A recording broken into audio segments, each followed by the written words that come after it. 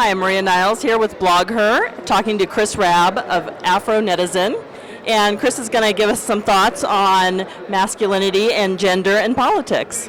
Oh, wow. Well, it came to mind actually just moments ago when I saw Rosie Greer. And Rosie Greer is a former NFL star turned actor turned, advocate for a lot of important social justice causes. And he also sang a song called "It's All Right to Cry." And it was a salvo for redefining masculinity in the 70s. And he and Marlo Thomas put together "Free to Be You and Me," and I listened to it as a child, and I played it for my sons recently, so they know the song. And as a father, I've tried to teach them how to be caring human beings and not to improperly gender various behaviors and thoughts. And so I think in some ways Obama has done that more implicitly than explicitly, but very powerfully. And it's also seen in the choice of his wife, who I feel is certainly as qualified to be the president of the United States as Barack Obama. She has more management experience. She's clearly a clear intellect, incredible professional experience, poise.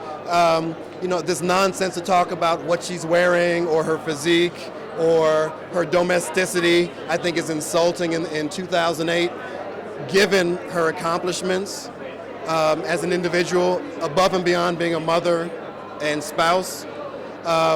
And I liked how her speech talked about, it was insidious, it was subversive, because it put on the surface this idea of modern domesticity, but it undercut saying, I choose to define patriotism in my own way, and I'm the result of working class values, not middle class values, not, red, white, and blue values, whatever, but working class values from a working class black family on the south side of Chicago. I thought that was very powerful, and I also thought it was powerful how she was given a role that I think represented her as an individual, not just as arm candy.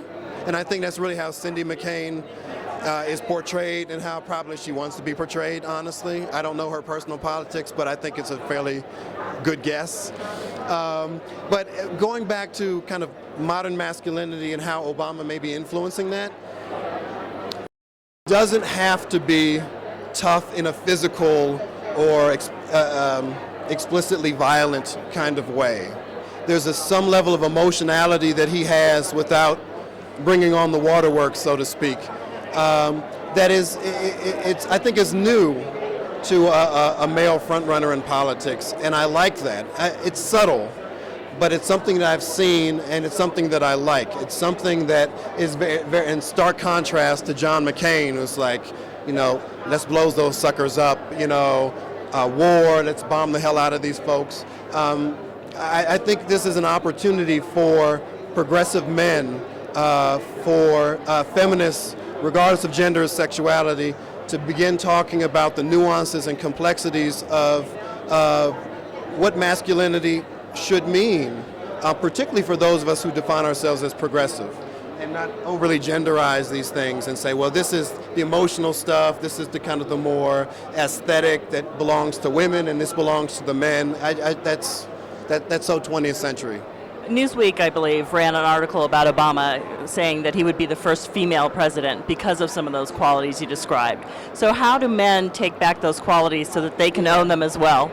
I guess that was being tongue-in-cheek, but that's the problem, because there's nothing inherently female about that. It's our construction of gender that allows us to say, oh, you're a girly man, or you are a wimp, or anything that's a sign of weakness is assigned to women. Anything that's large, muscular, violent, loud is associated with men, and that's Obama has the ability to perhaps transcend on some level some of these stereotypes and assumptions about men. And, I don't want to put too much pressure on the guy. He'll have a lot of responsibilities, but he's been doing this, I think, in a very tacit way, and I suspect it's not even conscious. And he's also a product of his generation, and I believe he's 46, I'm 38, so I'm a little younger. I think my consciousness has been moved forward a little bit as a Generation Xer. We're far from where we need to be, as particularly as someone who's a straight black man living in a very misogynistic society.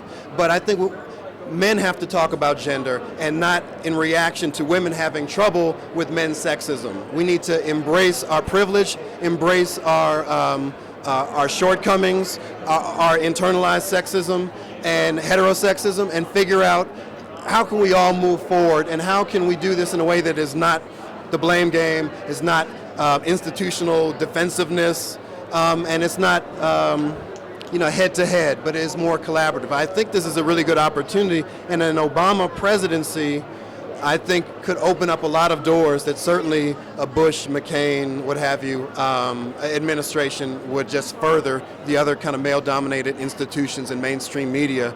It's just ridiculous. The sexism that Hillary Clinton experienced, regardless of what people may think about her candidacy and tactics she had at various points in the campaign, men need to talk about that, particularly men who opposed her being the nominee, because she can be opposed for legitimate reasons, respectfully, without her being a stereotype, without embracing misogyny. And sadly, not enough men, progressives, liberals, certainly centrists, mainstream folks, have done that, and it's appalling. And I think it's even more important to do that continually, even with Hillary Clinton out of the race, even with her, releasing her delegates to Barack Obama. We have to continually do this, and we also have to fight ourselves from allowing people to define Michelle Obama as an appendage to Barack Obama. She's her own person, and I'd like to think of them as a package deal. And I think in this era, where there are marriages that are true partnerships, voters should feel compelled to accept them as a package deal, because the days of, honey, you just bake the cookies or you just wear the Chanel outfits, I hope those days are gone forever. And also you can tell a lot about the spouse someone chooses. And I'm more impressed with Barack Obama in terms of his choice of partner than almost anything else. So I think all of these things we have to continually talk about, and in substantive ways. Well, this has been really terrific, and I'm sure our readers are going to be very interested in your thoughts. And thank you so much for bringing a male perspective to BlogHer. My pleasure. My pleasure.